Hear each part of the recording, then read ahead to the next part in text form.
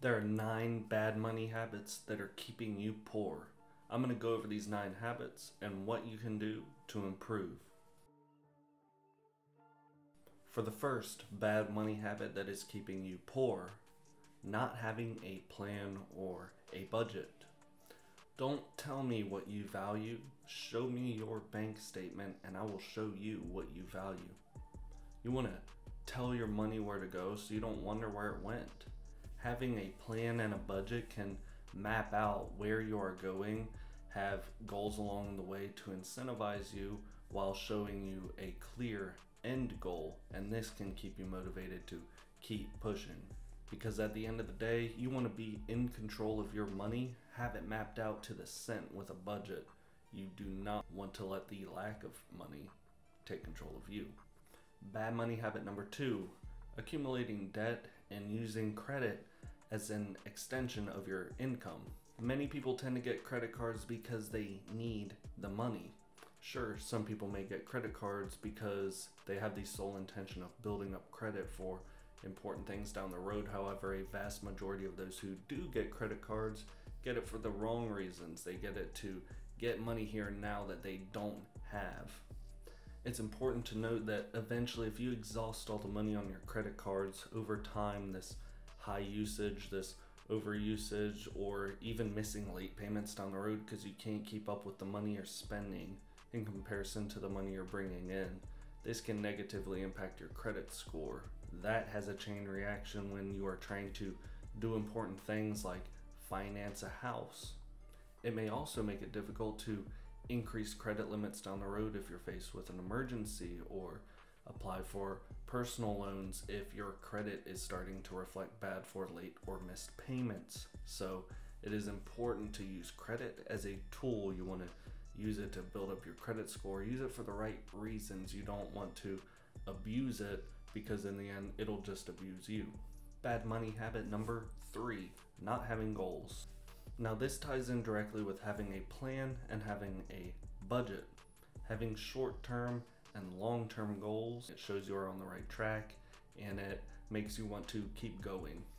Imagine you're driving, you have a GPS or a roadmap, as I mentioned, with budgeting and planning. This helps add that sense of surety or instill that confidence in you that you know where you are going.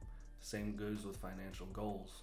Having that budget, that plan, that roadmap or GPS will help add structure, that surety and confidence that you have that this is well thought out, that there is structure behind this methodical approach you are taking to achieve financial freedom or financial success and incentivize you along the way. And all in all, it's just easier to get where you are going, to get to that finish line if you could clearly see what is mapped out in front of you. Bad money habit number 4, waiting to save until you must. A lot of people immediately splurge after getting paid. From there, a lot of their money is gone. They use the rest to, or a good portion, to spend on food, to go on these leisurely trips. Although the trips may not cost a lot of money, you're burning it on gas. These things you don't need to do after just splurging your money. Next thing you know, there's little to no money left and you have to take this minimalist approach, this approach where you're scraping the bone to get finances together to pay these bills that may be due or overdue. After all, saving is a bill and it should be treated as such. Saving sucks for everybody because everybody wants to buy nice things, they want to eat nice, they want to wear nice clothes and do these things that aren't necessary. But it boils down to, do you want to look rich or do you want to be rich? And it's not that saving's difficult, it's just not part of the routine yet. Perspective. Bad money habit number 5, not saving or investing. A lot of people are focused on the here and now. They hold little regard to the future because in the present, saving only negatively impacts you because you aren't reaping the benefits, you aren't seeing that end result yet.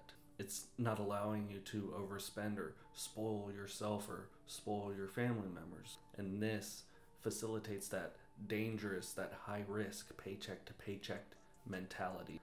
It's funny, a lot of people are afraid to invest in stocks because they don't want to lose all their money. It's so high risk to them, yet they have no emergency fund. They live paycheck to paycheck, and that's the most high risk way you could possibly live. Bad money habit number 6, thinking and accepting the fact that you can't do more or do better. If you think you're worth more, your talents, your ideas, your innovation, then stand up for yourself. If you don't stand up for yourself, how do you expect anyone else to stand up for you? You owe it to your family, you owe it to yourself to see through the opportunity for a potential greatness. If you think you deserve promotion, for instance, think up a plan and manifest it. You don't just accept defeat without even trying. You're worth it. There are many people who live day to day doing the bare minimum and are fine living paycheck to paycheck, but not you. If you think you truly deserve a promotion based off of performance, and you can provide a good pitch as to why, backed by these performance metrics or whatever, then why not try? It's a win-win situation.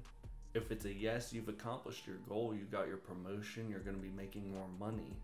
If it's a no, then it's still a win in different ways. You win because you have shown yourself, you've shown others, your coworkers, your boss, your family, that you are willing to stand up for yourself, that you believe in yourself, that you care. And also, more importantly, if it's a no, then you might get an explanation as to why. This is important because it shows you exactly what you have to do better and possibly get the yes the next time. Bad money habit number 7, being used to being poor. We're all human. We all have that ability to adapt to different situations, circumstances, living conditions. I'll give you an example. If you're getting into the medical career field or another career field that requires you to get multiple immunizations, but you're afraid of needles, this could be a very painstaking process both physically and emotionally. However, as human beings with this adaptability that we possess, it allows us through constant exposure to both comfortable and uncomfortable situations to adapt and become numb to the pain almost. Something we once cared about so greatly, either positively or negatively, has now become numb through this constant exposure. It becomes process now. Success is what you make it. You should always be trying to do better. You should always be trying to move forward, innovating, adapting, and setting goals. Refuse to accept your situation. It's up to you. Manifest that greatness, and it starts on the inside. Each day, try to improve one thing. Something as easy as your mindset. You don't have to get 1% better each day. You just have to get 1/10,000th of a percentage better each day, because something is better than nothing. Bad money habit number 8, not having an emergency fund. You generally hear about the 3-month rule. Having enough money set aside to pay bills, to survive, to provide food for your family for a 3-month span due to any unforeseen circumstances or emergencies that may arise. If you constantly use credit as that extension of your income, you will have no money saved. No money saved, you can't pay for your credit card bills maybe, and down the road you might go delinquent on some payments. Lenders down the road will turn to your credit report, see these delinquent payments, and turn you down. This, at the end of the day, could exhaust a lot of opportunities you would have had for possible personal loans from different lenders. Then what? Say you get laid off.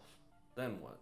Saving should be a preventative measure, not a corrective one. It's a lot easier to clean shit up before it hits the fan. Bad money habit number 9, impulse. He who buys what he does not need steals from himself. I like to think impulse is the root to many of these bad habits, if not all of them. If you can't control yourself, you can't control your money. In a world of instant gratification, everybody wants things here and now. This tends to lead to paying extra money for food delivery services, these convenience fees, DoorDash, Uber Eats, these hefty processing fees, video providing services that are loaded with ads unless you buy the premium version to cut the ads out. How much money is your time worth? Financial discipline is the all-encompassing blueprint to correcting these bad habits. As I said, it's not difficult, it's just not part of your routine yet. Learn to be objective. It is the biggest asset that can work for you and not against you. You can do better. We can all do better. Remain objective about yourself. If you already think you're great at everything, you'll never be able to improve on anything. There was a blind painter.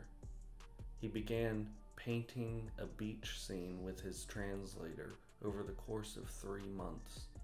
The translator says, "What beautiful blue waves, what golden sands and detailed boats. There are kids playing, there's parents tanning, there's crabs running along the shore. The sun's golden heat is resonating down below." 3 months later, the painting is finished. The translator asks the blind painter, "Can you see it?" And the blind painter says, "I trust you, and I heard every word you said, but I am blind."